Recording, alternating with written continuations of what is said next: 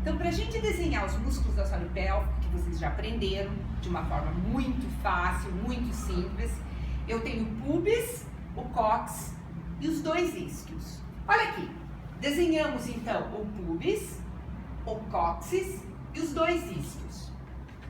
Falei para vocês que essa região entre a vagina e o ânus eu chamo do períneo. É por isso que essa pós não pode se chamar perineologia, porque eu não estou estudando só essa parte aqui. Eu estou estudando todo o assoalho pélvico. É por isso que ela se chama fisioterapia pélvica, tá? Então vamos lá.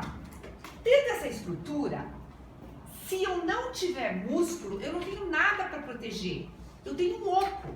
Então a única coisa que vai proteger as estruturas que estão em cima, o útero, a bexiga, o intestino, vão ser os músculos do assoalho pélvico. Quais são esses músculos? Vamos começar imaginando que esse teto aqui é o meu assoalho pélvico. Então vamos dividir ele em 3 camadas. Vamos primeiro desenhar a camada mais profunda. Na camada mais profunda eu tenho um músculo que vai sair lá do pubis, vai dar volta na vagina,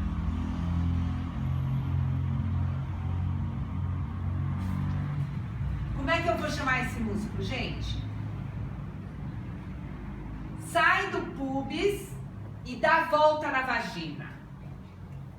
Pubo vaginal.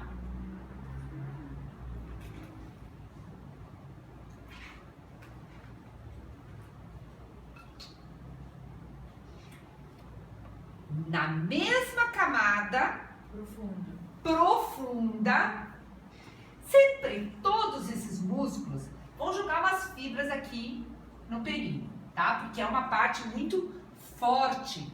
Por isso que a gente vê o tamanho do períneo da mulher, que geralmente é em torno de 3 centímetros, 3 centímetros e meio, 2 centímetros. Às vezes ele é muito pequenininho, muito fraco. Por quê? Porque na hora do parto houve um rompimento de fibras, essa área ficou muito pequena, houve um rompimento quase perto do ânus, né? Então essa área aqui, né, o períneo, recebe muitas fibras musculares. Então agora vamos colocar o segundo músculo, também na parte profunda. Sai lá do pubis e vai dar a volta em torno do reto. Esse músculo eu vou chamar de pubo-retal. Esse músculo é o principal músculo da continência anal. Gente, esses dois músculos têm uma característica muito interessante. Eles são músculos que nós chamamos de músculos esfinterianos. Sabe por quê? Eles saem, imagina que eu sou o pubis, eles saem do pubis, dão a volta na vagina, pubo vaginal. Então olha quando ele se contrai, o que ele faz? Ele vai levar a vagina para cima, a uretra para cima, em direção ao pubis. Aí eu tenho um outro, pubo retal. Ele também é um músculo esfinteriano, ele vai estar abraçando o reto lá atrás. Eu tô aqui conversando com vocês, esse músculo tá lá abraçando o reto. Ele só vai se relaxar quando eu sentar adequadamente no banheiro. É um ato social. Eu vou sentar, vou relaxar, com uma postura, com uma flexão de mais de 90 graus entre o membro inferior e o quadril. Eu vou causar um relaxamento desse músculo e vou evacuar. Então esse músculo não pode estar relaxado quando eu estou conversando com vocês. Então ele é um músculo que está fazendo constantemente, como se fosse uma alcinha, contraindo esse músculo lá atrás. Essa é a nossa primeira aula. Bom, nós desenhamos dois músculos de uma forma muito didática e simples, e eu não sou uma boa desenhista, esfinterianos. Eu disse, um abraça Imagina, vai puxar lá pra cima. Abraça o intestino, vai puxar, vai fechar o ângulo, evitar a incontinência fecal. Mas olha que interessante agora. Eu tenho um músculo aqui em verde que sai do pubis e vai até a face lateral do cóccix. Eu chamo esse músculo de pubococcígeo. Mudou. Ele não é mais um músculo esfinteriano. Ele é um músculo de sustentação. Ele está sustentando de um lado e do outro. É como se ele fosse uma rede. Ele é um músculo extremamente importante, que ele me dá um apoio de um lado e do outro. Então ele tem 2 pontos fixos ósseos, né? Então ele é um músculo de sustentação. Vamos continuar no nosso desenho? Vamos colocar mais um que vai sair aqui da aponevrose do obturador interno e vai até a face lateral do cóccix. Aponevrose do obturador interno e vai até a parte lateral do cóccix. Como é que eu vou chamar esse músculo, gente? Iliococcígeo.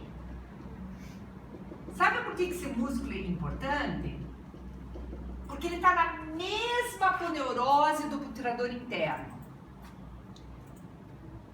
Então, quando você faz um movimento de rotação externa, o que acontece? Você vai estar também trabalhando. Eu não estou dizendo, veja bem, que o fato de você ficar fazendo o movimento de se agachar vai fazer um fortalecimento total do assoalho pélvico.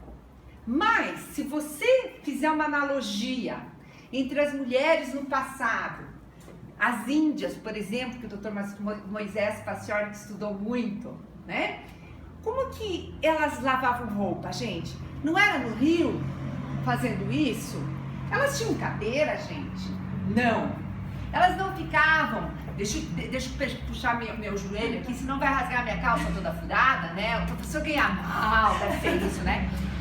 Ó, elas não mexiam no pilão dessa forma. Então, meu assoalho pélvico, ele está sempre sendo lembrado, né? Rotação externa, agachamento, maior pressão na região, aí ele tem que trabalhar. O que a gente faz hoje? Primeiro a gente nem lava a roupa, abre a porta da máquina e põe a roupa lá dentro. Como é que é o nome dele mesmo? Né? Então ele se chama isquiococcígeo. E aí o último, nesse mesmo plano, né, é o isquiococcígeo. Então ilho, isquiococcígeo, sai do isquio e vai até a face posterior do cóccix.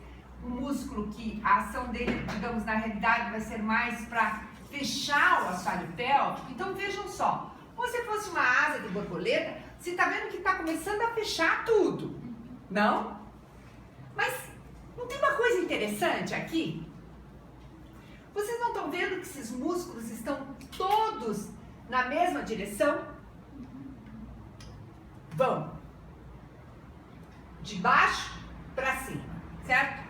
E o movimento deles é isso aqui. Olha para minha mão, ele se contrai para dentro e para cima em direção ao pubis. Perfeito. Agora imagina que esse teu assoalho pélvico tá aqui o tempo todo nessa posição, que aqui em cima tem bexiga, tem útero, tem intestino. O que vai acontecer com essa musculatura se você não se cuidar? O que vai acontecer com ela? É que nem o meu teto aqui. Se eu não tiver alguma, como é que eu chamo aquilo? Viga, alguma viga, né? Transversal, o assoalho pélvico vai cair. Então, eu vou ter um músculo aqui, que é o músculo transverso do períneo e que vai estar neste sentido. Então, esse músculo, que alguns autores vão dizer músculo transverso profundo e médio do períneo, outros vão dizer só músculo transverso, profundo e superficial. Na realidade, ele é um músculo com várias camadas, mas que ele vem em cima dos músculos profundos do assoalho pélvico, dar esse suporte nesse sentido. Então você veja que agora você tem o suporte neste sentido. Terminamos aqui essa segunda parte. Gente, nós vimos que tem um músculo transverso do períneo, que vai estar em cima dessa musculatura profunda, dando um suporte transversalmente, que é o que o nome dele diz. Mas olha esse músculo aqui que interessante, o bulbo esponjoso. O bulbo esponjoso, ele está em cima do bulbo vaginal, mais superficialmente. O bulbo vaginal, se eu colocasse os meus dedos, o movimento seria esse movimento aqui, ó. Ele não é um músculo esfincteriano que vai em direção ao pubis, então ele vai para cima, para dentro, em direção ao pubis. E o bulbo esponjoso? Está em cima dele, mas tem uma função diferente, ele fecha o períneo nesse sentido. Então é quase como se eu fosse avaliar ele como uma tesoura. Então eu posso avaliar a parede direita e a parede esquerda. Ou eu posso avaliar num total, num exame funcional, eu coloco os meus dedos e eu vejo, meus dedos vão para cima, para dentro, em direção ao pubis, e eu sinto essa pressãozinha que se faz em torno dos meus dedos.